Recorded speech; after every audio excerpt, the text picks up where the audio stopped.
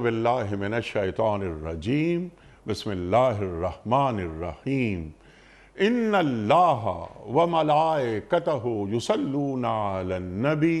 या अय्युहल्लज़ीना आमनू सल्लू अलैहि व सल्लिमू तस्लीमा अल्लाहुम्मा सल्लि अला सय्यिदिना व नबिय्यिना व शफीयना व मौलाना मुहम्मद व अला आले मुहम्मद व बारिक व सल्लिम। मोहतरम ख़वातीन हज़रात, अस्सलामु अलैकुम। पयाम सुख के साथ एक बार फिर हाजिर मैं हूँ आपका मेज़बान अनीक अहमद। कुरान करीम की मुख्तलिफ़ आयात पर रोज़ गुफ्तगू होती है माँ सिवाय जुमा और हफ्ता। जुमे और हफ्ते को इन दो दिनों में हम आपकी जानिब से आए हुए सवालात अपने अहद के एक जय्यद मुफ्ती साहब की खिदमत में पेश करते हैं ताकि उनसे हासिल किए जाएँ अपने सवालात के, अपने कन्फ्यूजन्स के शाफ़ी जवाबात कुरान और सुन्नत की रोशनी में। ख़वातीन हज़रात, मुंतखब आयात गुफ्तगू होती है, सीखते हैं मुअज़्ज़ज़ उलमा से कि कुरान करीम की यह आयात हमसे क्या मुखातबत कर रही हैं, क्या माना, क्या मफ़ाहीम है और अल्लाह ताला हमें कैसा देखना चाहता है। आज की आयात सूरह ज़ुमर और आयात हैं 36 और 37। अल्लाह क्या फरमा रहा है? अलैहिस्सलाहु बिकाफ़िन अब्दा। यहाँ से बात शुरू होती है कि क्या अल्लाह बंदों के लिए काफ़ी नहीं है? अल्लाहु अकबर। शान नुज़ूल लम्हे मौजूद, जैसे कि हम अपने हर प्रोग्राम में करते हैं कि कुरान करीम क्या फरमा रहा है, अव्वल मुखातिबीन, हालात व वाक़यात, और ये आयत या ये आयात हमसे आज क्या मुतालबा कर रही हैं, क्या तकाज़ा कर रही हैं। ख़वातीन हज़रात, जो हालात व वाक़यात, सरकार दो आलम सल्लल्लाहु अलैहि वसल्लम को कुफ़ार मक्का डराते थे कि ये क्या आप क्या कर रहे हैं, ये आप अल्लाह को पेश कर रहे हैं, अल्लाह का तारुफ करा रहे हैं, ये बुत नाराज़ हो जाएंगे आपसे, ये हमारे माबूद, ये माबूदान बातिला, ये नाराज़ हो जाएंगे और फिर इंतकाम लेंगे आपसे, ये अज़ियतें पहुँचाएंगे आपको। अरे ये आप क्या कर रहे हैं? अल्लाह फरमा रहा है कि अलैहिस्सलाहु बिकाफ़िन अब्दा। अल्लाह बंदे के लिए काफ़ी है, बंदे की हिफाजत के लिए, बंदे की ज़रूरियात को पूरा करने के लिए। ख़वातीन व हज़रात, ये आयत का पहला हिस्सा आज हमसे क्या मुखातबत कर रहा है कि अल्लाह हमारे लिए काफ़ी है, और सवालिया रंग में और सवालिया शक्ल में अल्लाह ताला बयान फरमा रहा है कि क्या मैं बंदे के लिए काफ़ी नहीं हूँ? हाँ, अल्लाह हमारे लिए काफ़ी है। हस्बुनल्लाह। ख़वातीन हज़रात, तवक्कुल की तरफ रास्ता जाता है। अपना हर मसला अल्लाह पे छोड़ दिया जाए, मोमिन साबित कदम रहता है, उसके कदम पहाड़ों की तरह मजबूत होते हैं। ख़वातीन हज़रात, आगे बढ़ाएंगे बात को, इस ज़ैल में बहुत सारे सवालात इंशाअल्लाह उठेंगे। अल्लाह फरमाता है कि ये लोग उसके सिवा दूसरों से आपको डराते हैं, कि इनसे, इन बुतों से डराते हैं। हालांकि अल्लाह जिसे चाहे गुमराही में डाल दे और उसे कोई रास्ता दिखाने वाला नहीं, और जिसे वो हिदायत दे उसे भटकाने वाला कोई नहीं। क्या अल्लाह फिर दोबारा यहाँ पर सवाली शक्ल में, सवालिया शक्ल में अल्लाह बयान फरमाता है कि क्या अल्लाह ज़बरदस्त यानी अज़ीज़ और ज़िंतकाम और इंतकाम लेने वाला नहीं है? इंतकाम यहाँ पर सज़ा के मानों में है। वो बदअमालियाँ जो कुफ़ार मक्का, मुशरिकीन मक्का ये करते रहे, तो अल्लाह ताला उन्हें समझा रहा है सरकार दो आलम सल्लल्लाहु अलैहि वसल्लम के ज़रिए। बहुत सारी बातें, बहुत सारे सवालात सीखेंगे मोहतरम डॉक्टर हबीबुर रहमान आसिम साहब से। आपका बड़ा शुक्रगुजार हूँ, आप तशरीफ़ लाए। डॉक्टर साहब जब भी तशरीफ़ लाते हैं हम डॉक्टर साहब से सीखते हैं। कलम और किताब से उम्र भर का साथ डॉक्टर साहब का, कई यूनिवर्सिटीज़ में आपने पढ़ाया और अब भी पढ़ा रहे हैं, और दीन की तालीमात को आम कर रहे हैं, दीन का इबलाग कर रहे हैं। ख़वातीन हज़रात, डॉक्टर साहब को खुश आमदीद कहते हुए प्रोग्राम का आगाज़ अल्लाह ताला के बाबरकत नाम से सूरह ज़ुमर और आयात 36 और 37। औज़ु बिल्लाहि मिनश शैतानिर रजीम بسم اللہ الرحمن الرحیم الیس اللہ بکاف عبدہ وَيُخَوِّفُونَكَ بِالَّذِينَ مِن دُونِهِ وَمَن يُضْلِلِ اللَّهُ فَمَا لَهُ مِنْ هَادٍ وَمَن يَهْدِ اللَّهُ فَمَا لَهُ مِن مُضِلٍّ أَلَيْسَ اللَّهُ بِعَزِيزٍ ذِي انتقام صدق اللہ العظیم۔ کیا اللہ اپنے بندے کے لیے کافی نہیں ہے؟ یہ لوگ اس کے سوا دوسروں سے آپ کو ڈراتے ہیں، اس کے سوا دوسروں سے آپ کو ڈراتے ہیں، حالانکہ اللہ جسے گمراہی میں ڈال دے اسے کوئی راستہ دکھانے والا نہیں ہے، اور جسے وہ ہدایت دے اسے بھٹکانے والا بھی کوئی نہیں۔ کیا اللہ زبردست اور انتقام لینے والا نہیں؟ صدق اللہ العظیم۔ محترم ڈاکٹر حبیب الرحمن عاصم صاحب کی خدمت میں اس سے پہلے کہ رکھیں ہم آج کے پروگرام کے حوالے سے پہلا سوال، کل کے پوچھے گئے سوال کا درست جواب، اور آج کا سوال آپ کی خدمت میں۔ کل کا سوال یہ تھا کہ حضرت موسیٰ علیہ السلام پر کون سی کتاب نازل ہوئی؟ درست جواب توریت۔ آج کا سوال نوٹ فرما لیجئے۔ منافقین کی بنائی ہوئی مسجد زرار کا ذکر قرآن کریم کی کس سورت میں آیا ہے؟ سورہ توبہ میں، سورہ یونس میں، یا سورہ یوسف میں؟ جو درست جواب آپ سمجھتے ہوں روانہ فرمائیے۔ ہمارے فون نمبرز ہیں 0092213452709۔ ہمارا دوسرا فون نمبر ہے 009221343000980۔ ہمارا ای میل ایڈریس ps@duniatv.tv، ہمارا SMS کا نمبر 3031 خواتین و حضرات، اور ہمارا واٹس ایپ کا نمبر ہے 009232182500194۔ ڈاکٹر صاحب ارشاد فرمائیے، اللہ کیا فرما رہا ہے یہ سورہ زمر کی آیت نمبر 37 میں کہ الیس اللہ بکاف عبدہ؟ ارشاد۔ بسم اللہ الرحمن الرحیم۔ ہر صاحب ایمان کو، مومن کو یہ تازہ رکھنا چاہیے اور اس کا حوالہ بھی دینا چاہیے کہ ہم جس اللہ پر ایمان رکھتے ہیں، جس رب ذوالجلال کو اپنا مالک اور مولا تسلیم کیے ہوئے ہیں، تو اس کی صفات اور اس کی قدرتوں پر وہ اعتماد بھی ہر وقت اور ہر لحظہ ہونا چاہیے کہ اس کائنات میں صرف اور صرف وہی قوت ہے جو اگر کسی کو نقصان پہنچانا چاہے تو کوئی اسے روک نہیں سکتا، اور وہ اگر کسی کو نفع پہنچانا چاہے تو کوئی اسے روک نہیں سکتا۔ وہ اپنے ہر کام میں خود مختار ہے، پوری قدرت رکھتا ہے، پوری توانائی اور اس کے پاس اختیارات پائے جاتے ہیں۔ وہ تنہا فیصلہ کرنے والا اور تنہا اسے نافذ کرنے والا ہے۔ وہ اپنی ہر چیز میں کامل قدرت رکھتا ہے، اور اللہ تعالیٰ کی بے شمار صفات کہ جو اسی طرح کے مفاہیم اور معنی ہمیں عطا کرتے ہیں، وہ ہمارے ایمان کا حصہ ہونا چاہیے۔ جب ہم یہ کہتے ہیں کہ ہمارے ایمان کا حصہ ہونا چاہیے تو اس کا مطلب یہ ہے کہ جو شخص مومن ہے تو پھر وہ دنیا کی کسی بھی ایسی طاقت سے مرعوب نہیں ہو سکتا جو اللہ کے مقابلے میں کھڑی کی جا رہی ہو، یا اس کا اپنا دعویٰ بن جائے کہ میں بھی کوئی طاقت رکھتا ہوں اور میں بھی کوئی اختیار رکھتا ہوں۔ جسے بنا دیا جائے اس کی بے شمار شکلیں ہمیں بتوں کی صورت میں اور ان بنائے ہوئے خداؤں کی شکل میں کہ جنہیں لوگوں نے اپنے اپنے زمانے میں اور اپنے اپنے علاقے میں اپنی مصیبتیں دور کرنے کے لیے، اپنے فائدے حاصل کرنے کے لیے انہیں اپنے ہاتھوں سے گھڑا، اور پھر اس کے بارے میں یہ گمان کرنے لگے کہ یہ ہماری مشکلات میں ہمارے کام آئے گا اور یہ ہمیں فائدہ پہنچانے میں ایک طاقت اور قوت رکھتا ہے۔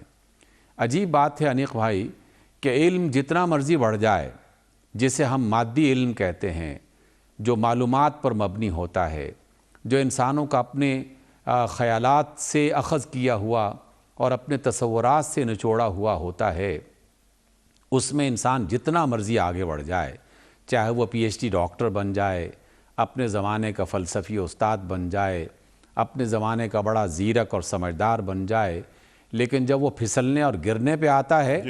تو وہ ان بے جان چیزوں کے بارے میں بھی ایسا اعتقاد رکھنے لگتا ہے کہ مجھے یہ جو مصیبت پہنچی ہے یہ اس ناک کی وجہ سے پہنچی ہے، اس آگ کی وجہ سے پہنچی ہے، اس ہاتھی نے مجھے اس نظر سے دیکھا تھا، میرے سارے کام خراب ہو گئے، اس بندر نے مجھے اس انداز میں نہیں دیکھا تو میرے سارے کے سارے کام رک گئے۔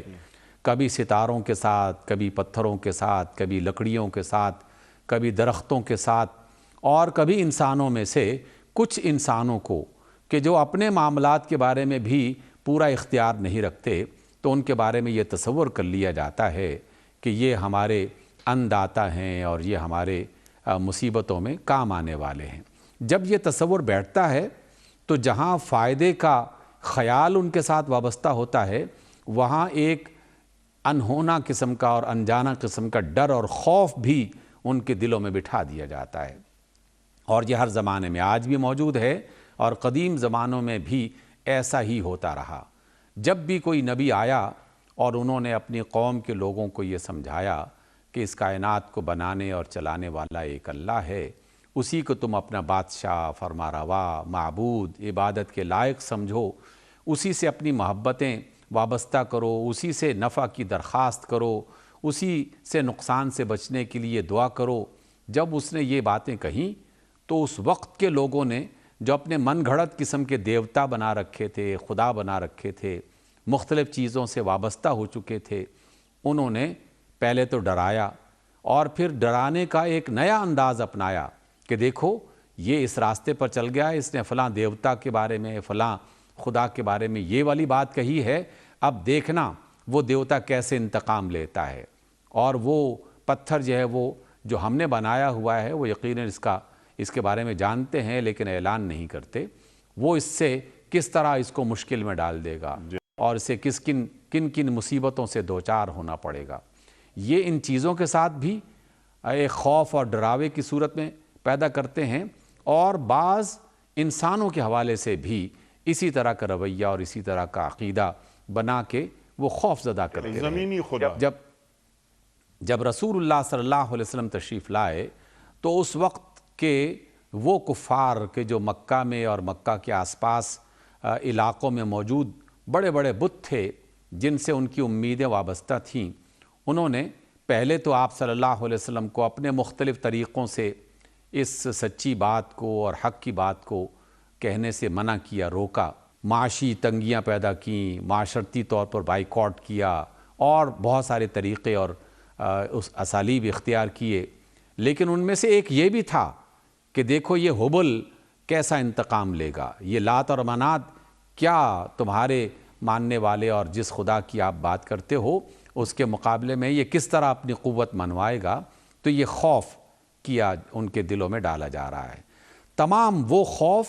جو ان شکلوں میں موجود تھے اور جس کی نئی شکلیں آج بھی موجود ہیں، اور وہ یہ کہ فلاں طاقت، فلاں حکومت، فلاں شخص، فلاں سردار، فلاں وڈیرا، فلاں بادشاہ، فلاں حکمران، تم ان کے بارے میں بات کرتے ہو اور ان کے کسی کردار پر تنقید کرتے ہو، دیکھنا وہ تم سے کس طرح کا انتقام لیتے ہیں، وہ خوف پیدا کرتے ہیں۔ تو اللہ رب العزت نے ان تمام قسم کے خوف کی جو صورتیں ہیں ان سے بچانے کے لیے ہم ایمان والوں کو یا مومنین کو یہ ایک چھوٹا سا جملہ جو در حقیقت ایمان کی قوت ہے اور جوہر ہے وہ ہمیں سکھایا کہ الیس اللہ بکاف عبدہ، کہ کیا اللہ تعالیٰ اپنے بندے کے لیے کافی نہیں ہے۔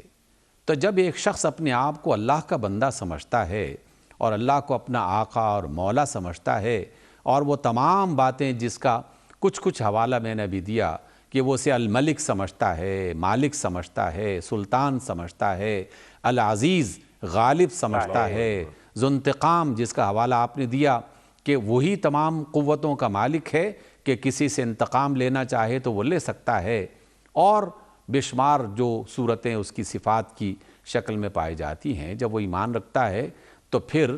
اسے یہ جان لینا چاہیے کہ وہ جس کے سہارے پہ اس دنیا میں چل رہا ہے، اگر وہ واقعی اسے مل جائے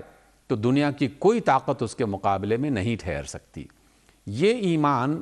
انسان کو ایک ایسی توانائی عطا کرتا ہے جس کی وجہ سے اسے ثابت قدمی میسر ہوتی ہے۔ وہ صراط مستقیم پر پورے اعتماد کے ساتھ اور پوری توانائی کے ساتھ چلتا ہے، نہ اس کا قدم ڈگمگاتا ہے، نہ وہ پھسلتا ہے، نہ اس کے ذہن اور دل میں کسی قسم کی خلش، کسی قسم کی الجھن پیدا ہوتی ہے، بلکہ وہ پورے یقین اور پورے اعتماد کے ساتھ اس صراط مستقیم پہ چلتا رہتا ہے۔ اس کے لیے ہمیں جناب رسول اللہ صلی اللہ علیہ وسلم کی سیرت طیبہ کا مطالعہ گاہے بگاہے ضرور کرتے رہنا چاہیے، اور آپ کی اس مجلس میں اللہ کا اور اللہ کے رسول کا ذکر ہی اصل محور ہے ہماری تمام تر گفتگوؤں کا، کیونکہ ہم سب کچھ وہیں سے حاصل کرتے ہیں۔ آپ علیہ السلام بالکل ابتدائی دور میں، ابھی مکی دور ہے، ابھی دعوت پہنچانے کی بات ہو رہی ہے، مخالفتیں بڑھ رہی ہیں، دشمنیوں میں اضافہ ہو رہا ہے، اپنے گھر کے افراد بھی بعض ان میں سے ایسے ہیں جو منع کرنے کی مختلف انداز میں کوشش کر رہے ہیں، لیکن جب بات وہاں تک پہنچی کہ لالچ بھی دیا گیا، خوف بھی دیا گیا، تو جناب رسول اللہ صلی اللہ علیہ وسلم کا وہ جملہ کہ جسے ہر مسلمان جانتا بھی ہے، جسے سنہری حروف سے لکھا بھی جانا چاہیے، اور اس طرح کی سچویشن میں اپنے ایمان کو مضبوط کرنے کے لیے، اپنے پاؤں میں استحکام پیدا کرنے کے لیے اسے بیان کرنا چاہیے کہ وہ اللہ کے رسول کہ جنہیں چاروں طرف کوئی حمایت اس طرح کی نہیں میسر آ رہی تھی کہ جس کی بنا پر ایک اعتماد ہو، لیکن ایمان، اللہ تعالیٰ پر بھروسہ اور اللہ تعالیٰ کی ان تمام صفات پر یقین کامل رکھتے ہوئے آپ ہی نے یہ فرمایا تھا کہ اگر یہ لوگ میرے ایک ہاتھ میں سورج اور دوسرے ہاتھ میں چاند رکھ دیں اور مجھ سے کہیں کہ میں اس بات کو چھوڑ دوں، اس صراط مستقیم کو نظر انداز کر دوں، تو میں اپنے اس مشن کو نہیں چھوڑنے والا۔ یہ جملہ بظاہر چھوٹا سا ہے، لیکن حقیقت میں ایک بڑی توانائی رکھتا ہے کہ اگر یہ اس قدر بھی قوت کے مالک ہو جائیں کہ چاند اور سورج ان کی گرفت میں آ جائیں، تو تب بھی میں اللہ تعالیٰ پر ایمان اس کو کمزور نہیں کر سکتا۔ اس لیے الیس اللہ بکاف عبدہ، اس سے آج کی صورت کا آغاز کیا جا رہا ہے، اور قیامت تک آنے والے ایمان رکھنے والے جو لوگ ہیں انہیں یہ سمجھایا جا رہا ہے کہ جس اللہ پر تم ایمان رکھتے ہو وہ نہ کمزور ہے اور نہ غافل ہے، وہ تمہاری حالات کیفیات سے واقف ہے، تمہارے زمانے کے حالات کو جانتا ہے، اور جن سے ڈرانے کی کوشش کی جا رہی ہے وہ ان کی قوت کے بارے میں بھی خوب جانتا ہے۔ اور قرآن مجید میں بارہا اس موقع پر یہ بیان کیا گیا، اس طرح کی جہاں بھی صورتحال پیش آئی کہ جن سے ڈرا رہے ہو وہ تو خود کو بھی اپنا جو ہے وہ فائدہ نہیں پہنچا سکتے اور خود کو کسی نقصان سے بچا نہیں سکتے، دوسروں کو اس نے کیا فائدہ پہنچانا اور دوسرے کو کیا نقصان دینا۔ تو اس لیے مومن اللہ کی زمین پر رہتے ہوئے اس کی عطا کردہ زندگی میں اس بھروسے پر رہتا ہے کہ جس پر اس کا ایمان ہے وہ بہت ہی توانا، طاقتور اور اقتدار رکھنے والی طاقت ہے، اور جسے اس کا سہارا مل جائے اسے پھر کسی اور سے نہیں ڈرنا چاہیے۔ سبحان اللہ، غالب اللہ ہی ہوتا ہے۔ لا اغلبن انا ورسلی، قرآن کریم میں اللہ تعالیٰ ارشاد فرما رہا ہے کہ غالب میں اور میرے رسول ہی ہو کر رہیں گے۔ سبحان اللہ، سبحان اللہ۔ پس منظر آپ نے بیان فرما دیا، یہ مشرکین اور یہ کفار یہ بتوں سے ڈرا رہے ہیں کہ یہ بت کیا کہیں گے آپ کو، اور آپ کو اذیت پہنچا دیں گے، مصیبت میں مبتلا کر دیں گے۔ اللہ اکبر، الیس اللہ بکاف عبدہ، اللہ بندے کے لیے کافی ہے۔ ڈاکٹر صاحب، آپ نے بندے کا اور اللہ کا جو تعلق ہے وہ بھی یہاں پر بیان کیا، ایک اس کے اشارے کیے۔ قرآن کریم کی بہت ساری آیات ہیں۔ اب اس ذیل میں اگر ہم شروع کریں کہ ما قدر اللہ حق قدری، کہ کیا انہوں نے اللہ کی قدر اس طرح کی جیسا کہ اللہ کی قدر کرنے کا حق تھا؟ اللہ اکبر۔ راہ حق پر چلنے والوں کے لیے کوئی مشکل، کوئی پریشانی نہیں، بلکہ روشنی ہی روشنی ہے کہ ہمارے ساتھ اللہ ہے، اور اللہ ہمارے ساتھ ہے تو کافی ہے۔ حسبنا اللہ و نعم الوکیل، نعم المولا و نعم النصیر۔ قرآن کریم ڈاکٹر صاحب جو فرما رہا ہے نا کہ وَإِن يَمْسَسْكَ اللَّهُ بِالضُّرٍّ فَلَا كَاشِفَ لَهُ إِلَّا هُوَ وَإِن يَمْسَسْكَ بِخَيْرٍ فَهُوَ عَلَى كُلِّ شَيْءٍ قَدِيرٌ۔ اللہ اکبر۔ تو یہ ہم سے، ہم اہل ایمان سے اللہ تعالیٰ، یعنی ہم میں تقویت کتنی آ جاتی ہے یہ جان کر، اور ثابت قدمی کی آپ نے جو بات کی، ربنا افرغ علینا صبرا وثبت اقدامنا، تو یہ انیق بھائی جی سر، جی سر، انیق بھائی یہ تمام آیات جن کا حوالہ آپ نے پیش کیا، اللہ تعالیٰ آپ کو جزائے خیر عطا فرمائے، در حقیقت یہ تو روزمرہ کی دعاؤں میں ہمیں شامل کر لینا سبحان چاہیے، اللہ، سبحان اللہ، اپنے گھروں میں اور اپنے دفتروں میں اس طریقے سے اسے آویزاں کرنا چاہیے کہ گاہے بگاہے ان پر نظر بھی پڑتی رہے اور گاہے بگاہے ان کے بارے میں بات بھی ہوتی رہے۔ حسبنا اللہ نعم الوکیل، نعم المولا و نعم النصیر، یہ تو ان دعاؤں میں اور ان وظائف میں سے اللہ تعالیٰ کے نیک بندے سکھاتے رہے کہ جس میں کوئی بھی مصیبت انسان پر آ رہی ہو اور آ چکی ہو، اور کون سا انسان ہے دنیا میں کہ جو کسی نہ کسی مشکل میں کسی نہ کسی وقت مبتلا نہ ہوا ہو اور اس میں گھرا نہ ہو، چاہے وہ دنیا میں کتنا ہی بڑا صاحب اقتدار کیوں نہ ہو، کوئی نہ کوئی ایسی جسمانی یا اولاد کی طرف سے یا ملکوں کی طرف سے یا افراد کی طرف سے یا معاشرے کی طرف سے ایسی مصیبت اور ایسی مشکل آتی ہی رہتی ہے۔ تو جب بھی کوئی صاحب ایمان اس طرح کی مشکل میں پڑتا ہے تو وہ فوراً اپنی زبان پر ان کلمات کو جاری کرتا ہے، اس ایمان کے ساتھ کہ جو وہ کہہ رہا ہے وہ سمجھ بھی رہا ہے۔ جب ہم یہ کہتے ہیں کہ ان اللہ علی کل شیء قدیر، اور تو یہ کہ اللہ تعالیٰ بے شک ہر چیز پر قدرت رکھتا ہے، تو یہ محض خبر نہیں ہے، یہ تو در حقیقت ایمان کو بڑھانے اور اپنے اعتماد کو اور مزید اس میں اضافہ کرنے کا ایک ذریعہ ہے۔ یاد دلایا جاتا ہے کہ پریشان ہونے کی بات کیا ہے، یہ جو مالی تھوڑی سی مشکل آ گئی ہے، کاروبار میں مندی پڑ گئی ہے، اولاد کے حوالے سے کوئی کسی ایسی چیز کا سامنا کرنا پڑ رہا ہے جو کہ پسند نہیں تھا اور اس سے اذیت پہنچی ہے، جسمانی طور پر کوئی بیماری آ گئی ہے، عزیزوں میں سے کوئی اس دنیا سے رخصت ہو گیا ہے، یا جس علاقے میں ہم رہتے ہیں اس علاقے کے کچھ صاحب اختیار جو اپنے آپ کو بڑا سمجھتے ہیں ان کی طرف سے کوئی مصیبت آ رہی ہے، تو پھر فوری طور پر یہ آیت پڑھنی چاہیے کہ ہمارے لیے اللہ ہی کافی ہے، حسبنا اللہ، اور وہ جو ہے وہ نعم الوکیل اور نعم المولا اور نعم النصیر، بہترین مدد کرنے والا، بہترین مولا اور بہترین حمایت کرنے والا اور حفاظت کرنے والا وہی ہے۔ جب وہ یہ کہتا ہے تو اللہ تعالیٰ اس کے دل میں ایک ایسی تسکین اور ایک ایسا اطمینان پیدا کر دیتا ہے کہ پھر وہ خوف آہستہ آہستہ اس کے دل سے نکل جاتا ہے۔ اور یہی تو وجہ ہے کہ آپ نے بھی اس کا بارہا ذکر فرمایا، قرآن مجید کتنی مرتبہ اہل ایمان کو یہ سمجھاتے ہیں کہ اہل ایمان پر جو اس کے انعامات آتے ہیں دنیا میں اور جو قیامت کے بعد ملیں گے، دنیا میں بھی اور آخرت میں بھی، لا خوف علیہم ولا ہم یحزنون، غم کی کیفیت میں وہ اس طرح اس حد کو نہیں جاتے کہ جس میں اللہ تعالیٰ کی ناشکری کا پہلو نمایاں ہونے لگے، اور خوف کے عالم میں وہ اس حد پر نہیں جاتے کہ جس سے اللہ تعالیٰ پر امید ختم ہو جائے اور اس پر ایمان اور بھروسہ وہ ڈاواڈول ہو جائے، اس پہ کوئی کمزوری آ جائے۔ تو اس اعتبار سے یہ جتنی بھی دعائیں ہمیں سکھائی جاتی ہیں وہ اسی وجہ سے سکھائی جاتی ہیں کہ اپنے معاملات کو درست کرنے کے لیے اللہ پر بھروسہ رکھو اور اللہ تعالیٰ پر یقین کرو۔ یہ جو قرآن مجید میں، جی معاف کیجیے آپ کی بات کٹ رہی ہے، جیسے آپ نے ابھی خوف اور حزن کی بات کی کہ الا ان اولیاء اللہ لا خوف علیہم فلا ہم یحزنون، اللہ تعالیٰ فرما رہا ہے کہ جو اللہ کے دوست ہوتے ہیں ان کو نہ خوف ہوتا ہے نہ حزن۔ جو ہم نے آپ سے سیکھا ہے کہ خوف کا تعلق مستقبل سے ہوتا ہے، حزن کا تعلق ماضی سے ہوتا ہے کہ وہ کھو دیا، وہ ایک غم ہو گیا، غلط فیصلہ ہو گیا، اتنے نقصان ہو گئے، نہ آنے والے کسی خوف کا انہیں کوئی سامنے سے کوئی پریشانی ہوتی ہے۔ لیکن ڈاکٹر صاحب سوال میرا آپ کی خدمت میں صرف یہ ہے کہ جو آپ فرما رہے ہیں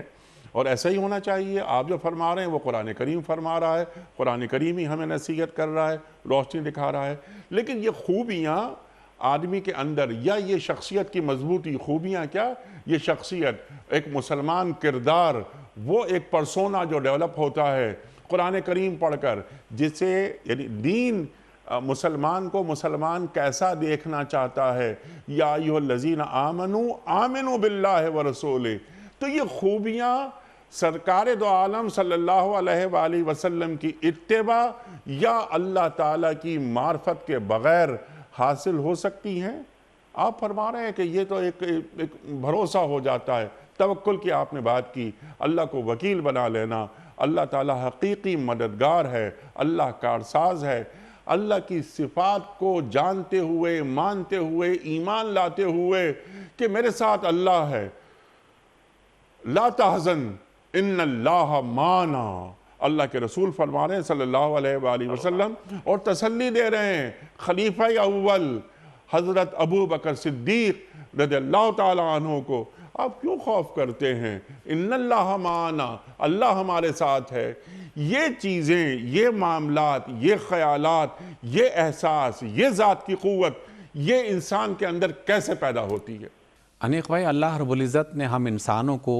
جس انداز میں تخلیق کیا اور ہمارے اندر جو خوبیاں اور کمزوریاں رکھی ہیں، ہم سب اس کا ذکر کرتے رہتے ہیں، قرآن مجید بھی اس کو بیان کرتا ہے، اس لیے ان کو کبھی نہ کبھی دہراتے ہوئے ایک دوسرے کا سہارا بننے اور ایک دوسرے کو تسلی دینے کی کوشش ہونی چاہیے۔ ہماری ایک بہت بڑی ضرورت ہے، میں چاہے کتنا ہی مضبوط اور توانا کیوں نہ ہوں، لیکن بہرحال ایک انسان ہوں، اور انسان ہونے کے ناطے سے مجھے کمزور پیدا کیا گیا، مجھے بھول جانے والا پیدا کیا گیا، مجھے جلد باز پیدا کیا گیا،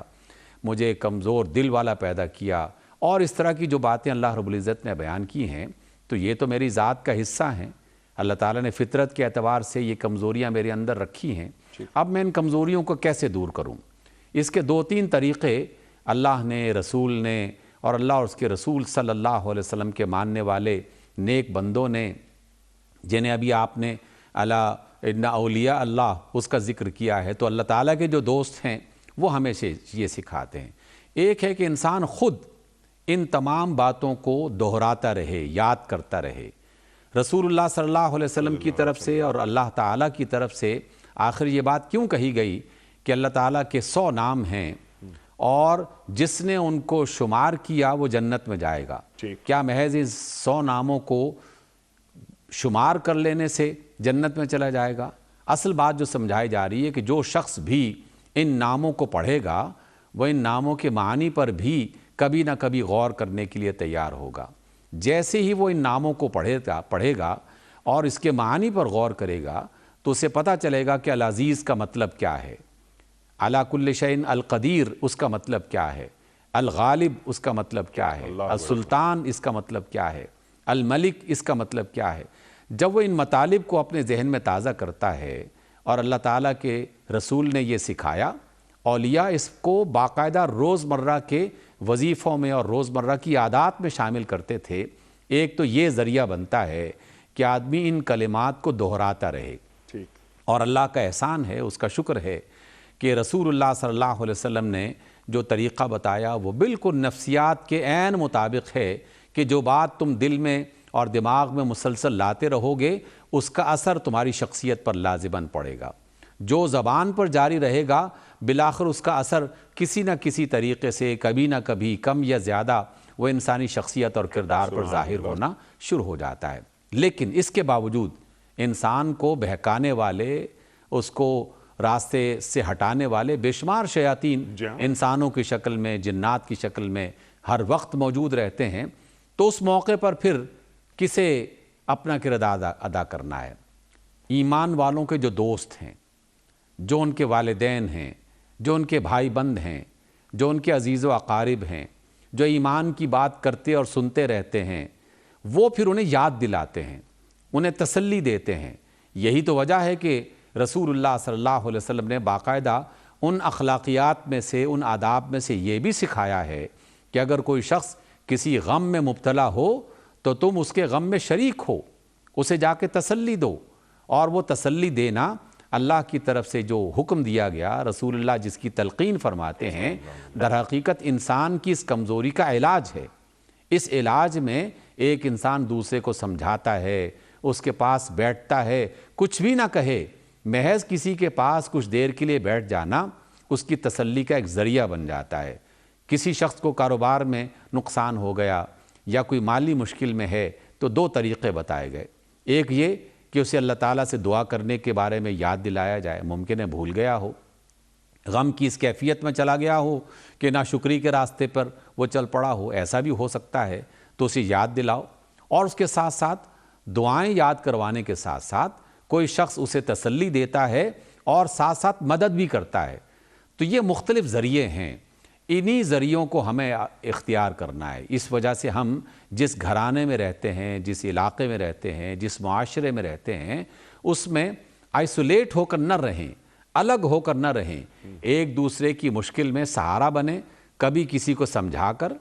کبھی کسی کو تسلی دے کر، اور کبھی باقاعدہ جسمانی طور پر اور مادی طور پر کسی کی مدد کر کے۔ سبحان اللہ۔ جب ایسا طریقہ اختیار کرتے ہیں جو خود رسول اللہ صلی اللہ علیہ وسلم نے اختیار کیا، آپ اپنے اصحاب کے گھروں میں جاتے تھے، اگر کوئی خوش ہے تو خوشی میں شریک ہوتے، کوئی پریشان ہے تو پریشانی کو دور کرنے میں شریک بھی ہوتے اور انہیں تسلی اور اطمینان بھی دلاتے۔ بیمار پرسی کرنے کا حکم کیوں دیا گیا اور مصیبت میں کام آنے کا حکم کیوں دیا گیا؟ تو اس اعتبار سے ہمیں ایسی سوسائٹی بنانی چاہیے۔ انیق بھائی، آپ نے یہ بڑا اہم نقطہ اصل میں اس کو روشن کیا اور اس کی طرف توجہ دلائی۔ ہم جس مشکل میں مسلسل گرفتار ہو رہے ہیں، دنیا میں کئی علاقے اور کئی ممالک اس مصیبت میں گرفتار ہو کر انتہائی پیک تک پہنچ چکے ہیں، اور وہ اس کی اذیتیں اس طرح سے گزار رہے، اذیتوں میں سے زندگی بسر کر رہے ہیں کہ جس کو بیان کرنے کی ضرورت نہیں ہے، لوگ جانتے ہیں۔ ہم جس معاشرے میں اب جینا چاہ رہے ہیں، اس میں آہستہ آہستہ انسان تنہائی کی طرف جا رہا ہے۔ بس میرا گھر، میرے بچے، میرا ٹیلی فون، میرا کمرہ، میرا دفتر، میرا کام، مجھے کسی سے کیا سروکار، کوئی کس حال میں ہے مجھے اس کی کیا پرواہ، اور مجھے ان کے ساتھ کیا لینا دینا۔ یہ رویہ غیر اسلامی اور غیر انسانی رویہ ہے۔ اس وجہ سے یہ جو آپ نے ارشاد فرمایا ہے کہ ہم ایمان کی اس کیفیت کو اور استحکام کی اس کیفیت کو کیسے حاصل کر سکتے ہیں؟ خود سے اللہ کو یاد کرنے سے، ٹھیک، نمازوں کے ذریعے سے، مصیبتوں میں صبر کرنے کی صورت میں، لیکن دوسرے افراد کو بھی ہمارے ساتھ مل کر اور ہمیں دوسروں کے ساتھ مل کر ایک دوسرے کا سہارا بننا چاہیے، ایک دوسرے کو بات بتانی تاکہ چاہیے، مسلم معاشرت نظر آئے کہ یہ مسلم معاشرت جی، ہے، اسی سے ایک مسلم معاشرہ بنتا ہے۔ یہ کہ قرآنی تعلیمات عمل میں نظر آ رہی ہیں، اور سرکار دو عالم صلی اللہ علیہ وآلہ وسلم نے مدینے کی ریاست بنا کر دکھا دی۔ اچھا ڈاکٹر صاحب، یہ آپ کی بات سبحان اللہ بہترین بات، لیکن ذرا سا جو گفتگو میں اب کروانا چاہ رہا ہوں آپ سے یا سیکھنا چاہ رہا ہوں آپ سے، وہ یہ کہ جس طرح آپ نے بات فرمائی تھی کہ اللہ تعالیٰ کے صفاتی نام وہ 99 ہوں یا 100 ہوں جو آپ نے ارشاد فرمایا، ان صفاتی ناموں سے میرا ایک تعلق ہو، میں انہیں جان سکوں۔ اگر میرا علم کمزور ہے تو میں کسی اللہ والے کی صحبت میں بیٹھوں تاکہ اللہ تعالیٰ کی ذات اور اللہ تعالیٰ کی صفات وہ دونوں میری سمجھ میں آئیں، معرفت الہی ہو۔ تو یک زمانہ صحبت با اولیاء بہتر از 100 سالہ طاعت بے ریا۔ بالکل آپ نے وجہ فرمایا، اور یہ بہت اہم بات ہے۔ اللہ والوں، جیسے آپ نے بات فرمائی نماز پڑھنے سے، یقیناً نماز پڑھنے سے ہم سجدہ کرتے ہیں، اللہ سے قریب ہو جاتے ہیں، اللہ قرآن کریم میں فرما رہا ہے، لیکن جب میں اللہ والے کی صحبت میں بیٹھتا ہوں تو مجھے معلوم ہوتا ہے کہ یہ اللہ والا ہے، تو جس سے عرفان الہی مجھے نصیب ہوتا ہے۔ الیس اللہ بکاف عبدا، کہ میری ضرورتوں کو پورا کرنے والا اللہ ہے، مجھے نجات دلانے والا اللہ ہے، میری حفاظت کرنے والا اللہ ہے، اور اللہ پہ مجھے مکمل ایمان ہے۔ ارشاد۔ انیق بھائی، اللہ رب العزت نے جس طرح دنیا کے نظام کو بہت ہی بہترین بنا رکھا ہے، روحانی دنیا میں بھی اور دین کی دنیا میں بھی اس کا نظام بہت ہی بہترین ہے۔ دنیا کا شاید ہی کوئی کونا گوشہ ایسا ہو کہ جس میں کوئی نہ کوئی اللہ والا موجود نہ ہو۔ سبحان اللہ۔ اس اللہ والے کی کوئی خاص شکل و شباہت نہیں ہوتی کہ اس نے ایک خاص قسم کا جبہ پہنا ہوا ہوگا، ایک خاص قسم کی دستار باندھی ہوگی، ایک خاص قسم کی شکل و شباہت اس نے اختیار کر رکھی ہوگی۔ اللہ والا جو ہے وہ اپنے عمل سے اور اپنے کردار سے اور اپنی شخصیت کی خوشبو سے پہچانا جاتا ہے۔ سبحان اللہ۔ یہ جو لفظ میں نے خوشبو کا استعمال کیا بہت سوچ سمجھ کر اختیار کیا ہے۔ دیکھیے کردار بعض اوقات کسی سے برتاؤ کریں گے، لین دین ہوگا، معاملہ ہوگا، تب پتہ چلے گا کہ اس کا کردار کیا ہے، اور کسی کی سچائی اور کسی کی سچائی کا نہ ہونا یہ بھی اس کے معاملات کے ساتھ اور کوئی تجربہ ہوگا تو پتہ چلے گا۔ لیکن جو اللہ کا بندہ ہے جس کا تعلق اللہ تعالیٰ سے بہت ہی مضبوط ہے اور جو اپنے معاملات میں کھرا، اپنے کردار میں سچا، اپنے ایمان میں بالکل صحیح اور صحیح یک رخ اس نے اپنے آپ کو بنا رکھا ہے، اللہ کی توحید میں کوئی خلل نہیں، جناب رسول اللہ صلی اللہ علیہ وسلم پر ایمان اور آپ کی محبت میں کوئی شک و شبہ نہیں، کوئی آمیزش نہیں، کوئی پریشانی نہیں، قرآن مجید کے سچا ہونے اور اللہ اور اس کے رسول کی بتائی ہوئی باتوں کے بارے میں کہیں کوئی ابہام نہیں، ایسا آدمی اللہ رب العزت جو دنیا میں اس طرح کی انہیں توفیق دیتا ہے تو ایسے لوگوں کے اندر ایک خوشبو پیدا ہو جاتی ہے۔ یہ خوشبو ان کی گفتگو سے بھی ظاہر ہوتی ہے اور ان کی شخصیت سے بھی ظاہر ہوتی ہے۔ آپ ان کے پاس بیٹھیں تو اللہ تعالیٰ وہ اثر منتقل کرتا ہے۔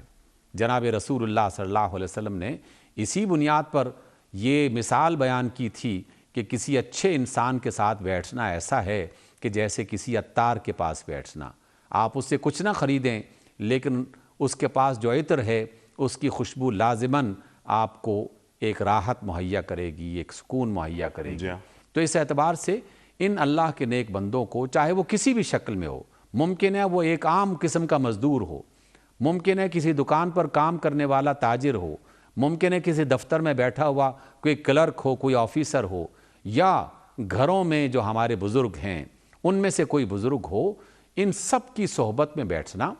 ان کو تلاش کرتے رہنا، ان کے پاس کچھ وقت گزارنا، یہ یقیناً ایمان کو پختہ کرنے کا سبحان بہت اللہ، بڑا اور اللہ ذریعہ سے ہے۔ مسلسل دعا مانگتے رہنا کہ اللہ میں تجھے تجھ سے حاصل کرنا چاہتا ہوں۔ اللہ اکبر۔ اور اس کو حاصل کرنے کا اللہ نے جو بھی طریقہ بتایا ان سب کے ذکر ہم کرتے رہتے ہیں اور کرتے رہیں گے جب تک کہ سانس ہے، جب تک کہ زندگی ہے۔ نماز ایک ذریعہ ہے، قرآن مجید ایک ذریعہ ہے، اللہ کے رسول پر درود و سلام ایک ذریعہ ہے، اور کسی غریب اور مسکین کی مدد کر دینا ایک ذریعہ ہے، کسی طالب علم کو رہنمائی عطا کر دینا ایک ذریعہ ہے، خلق خدا میں سے کسی پرندے کو کوئی کھانا کھلا دینا، کسی پیاسے کو پانی پلا دینا ایک ذریعہ ہے، کسی ضعیف اور کمزور کی مدد کر دینا ایک ذریعہ ہے، اور یہ لامتناہی سلسلہ ہے۔ ہر قدم پر اللہ کے قریب ہونے کے امکانات اور اس کے وسائل موجود ہیں، بشرطے کہ ارادہ کرے انسان اور اس کے لیے اللہ تعالیٰ سے دعا کرے کہ اللہ مجھے اپنے قریب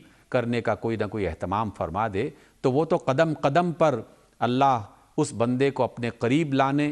اور اپنی رحمت کے دامن میں سمیٹنے کا موقع فراہم کرتا رہتا ہے۔ بس ہم ہی غافل ہیں کہ ان موقعوں کو بعض اوقات ضائع کر دیتے ہیں اور بعد میں پچھتاتے رہتے ہیں۔ سبحان اللہ، سبحان اللہ۔ ڈاکٹر صاحب بہت ساری باتیں آپ نے اس ذیل میں فرمائیں، اور درمیان میں جو ایک بات آپ نے فرمائی وہ بڑی اہم ہے۔ ویسے بھی یہ گرمیاں جاری ہیں، یعنی پرندوں کے حوالے سے آپ نے بات فرمائی کہ ہم انسان کی خدمت کرتے ہیں اور کرنی چاہیے ہمیں۔ الخلق و عیال اللہ، تمام مخلوق اللہ کا کنبہ ہے۔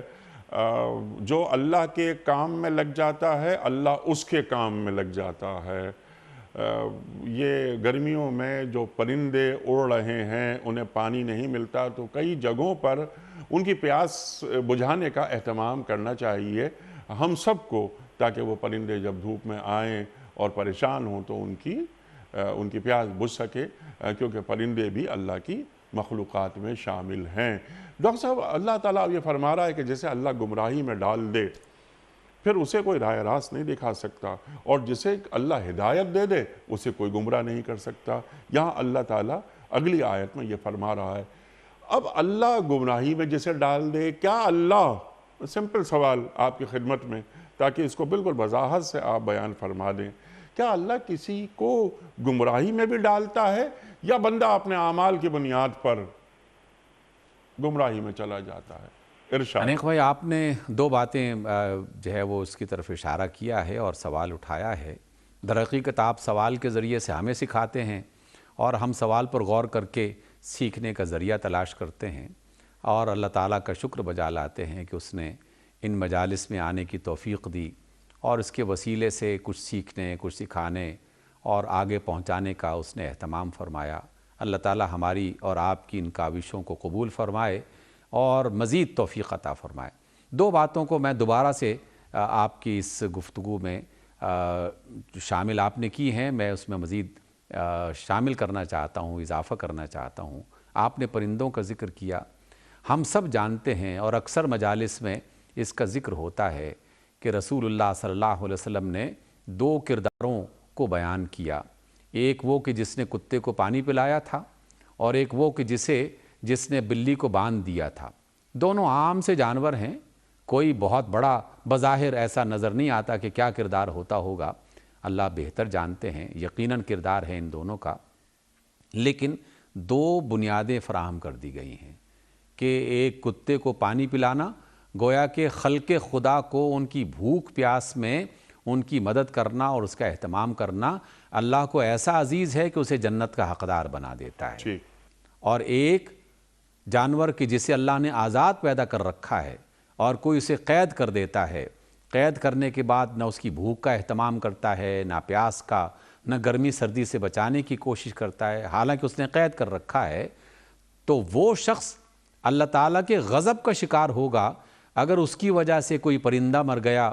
اس کی وجہ سے کوئی جانور مر گیا، اس کی وجہ سے اللہ کی کسی مخلوق کو اذیت پہنچی تو اللہ تعالیٰ اس سے ناراض بھی ہوتا ہے۔ اس لیے تمام سننے اور دیکھنے والوں کو یہ جان لینا چاہیے کہ جس نے اس بات کا اہتمام کیا، جنگلوں میں جا کے جس نے چیونٹیوں کو خوراک مہیا کی، پرندوں کو خوراک مہیا کی، اللہ تعالیٰ کے دیگر جو مخلوقات میں سے جو جانور ہیں، جو پودے ہیں، ان کو پانی مہیا کیا، تو یہ اللہ تعالیٰ کی رحمتیں حاصل کرنے کا ایک ذریعہ ہے۔ بہت سے لوگوں نے اپنے گھروں کے باہر، اپنی گلیوں کونوں میں اس بات کا اہتمام کر رکھا ہے، یہ بہت ہی اچھا اہتمام ہے، اس کی طرف توجہ کرنی چاہیے۔ اور جو اذیت پہنچاتے ہیں، ہم گلیوں بازاروں میں بعض اوقات دیکھتے ہیں، اور خاص طور پر چھوٹے قصبات میں بھی اور شہروں میں بھی جانوروں سے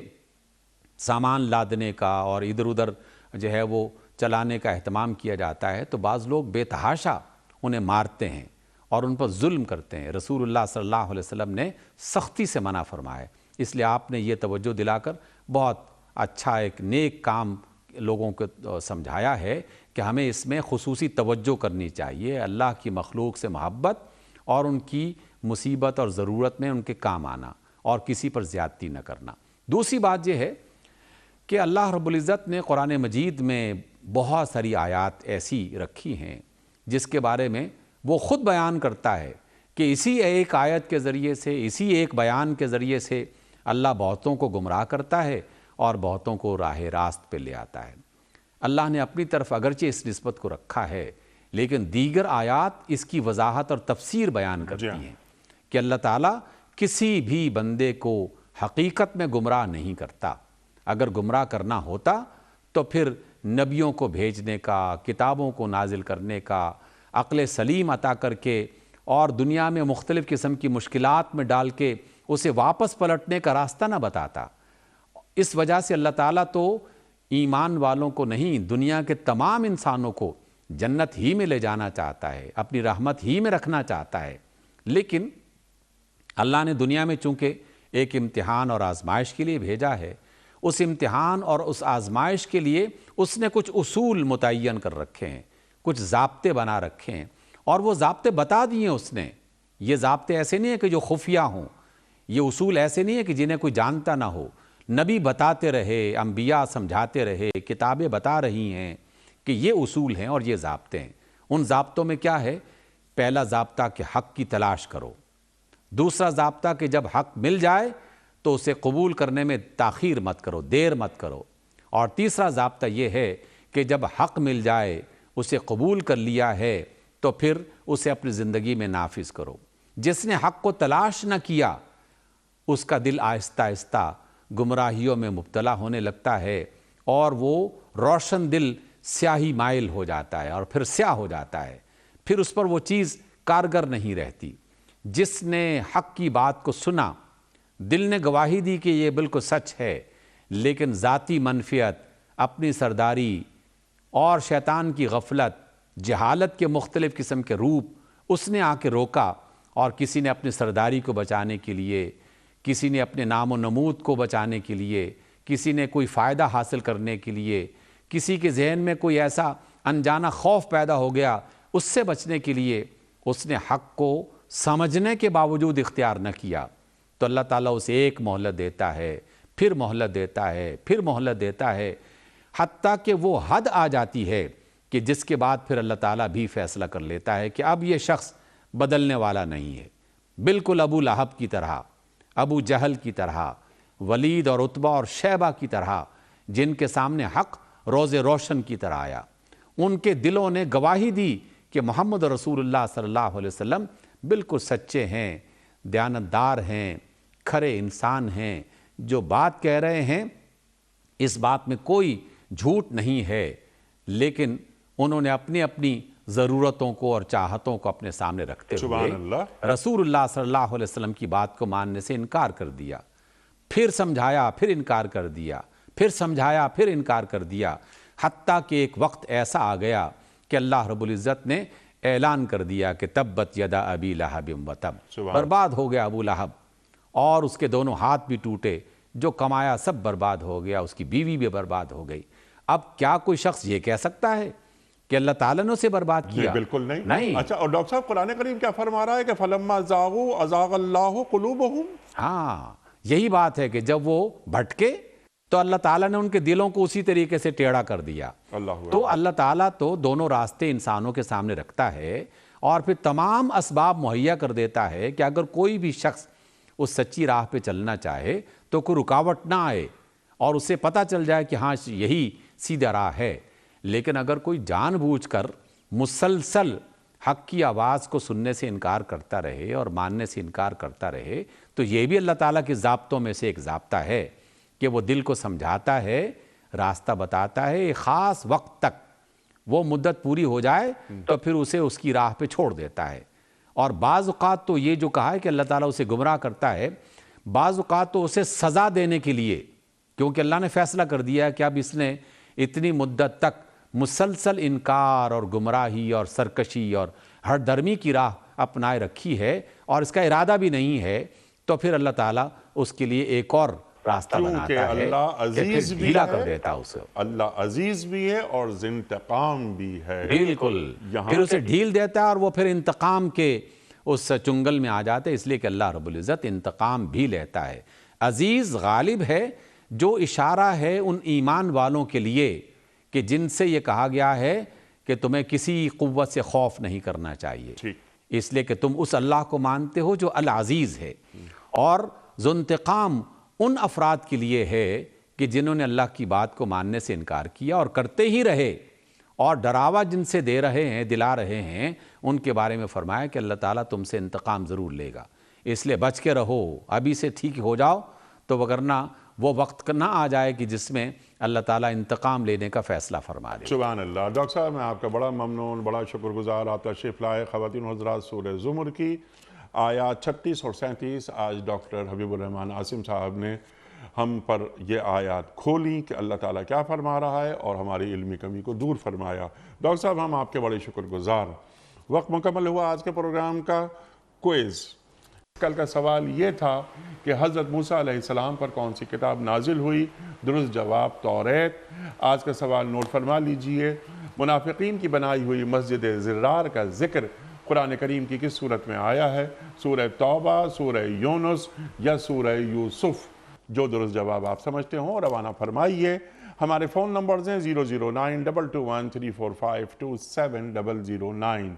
ہمارا دوسرا فون نمبر ہے 009221343000980۔ ہمارا ای میل ایڈریس ps@duniatv.tv، ہمارا SMS کا نمبر 3031، اور ہمارا واٹس ایپ کا نمبر ہے 009232182509194۔ وقت قرآن اندازی کا، اور کراچی میں کوئی گیسٹ موجود نہیں، یہ خوشگوار فریضہ میں ادا کر رہا ہوں، اور آج کے ونر ہیں سعید عبداللہ لاہور سے۔ سعید عبداللہ صاحب لاہور سے آپ کی خدمت میں دنیا ٹی وی کی جانب سے دینی کتب پر مشتمل گفٹ ہیمپر آپ کے گھر روانہ کیا جا رہا ہے۔ آپ کو بہت بہت مبارک ہو۔ اختتام ہوتا ہے پیام صبح کا روزانہ قول پر، اور وہ قول ہوتا ہے صاحب نہج البلاغہ امیر المومنین حضرت علی مرتضیٰ کرم اللہ وجہہ کا۔ آپ فرماتے ہیں کہ جو شخص خرچ میں اعتدال سے کام لیتا ہے کبھی تنگ دست نہیں ہوتا۔ جو شخص خرچ میں اعتدال سے کام لیتا ہے کبھی تنگ دست نہیں ہوتا۔ سبحان اللہ سبحان اللہ۔ اپنے میزبان انیق احمد کو کل تک کے لیے اجازت دیجیے۔ خدا حافظ۔ پروردگار بہروں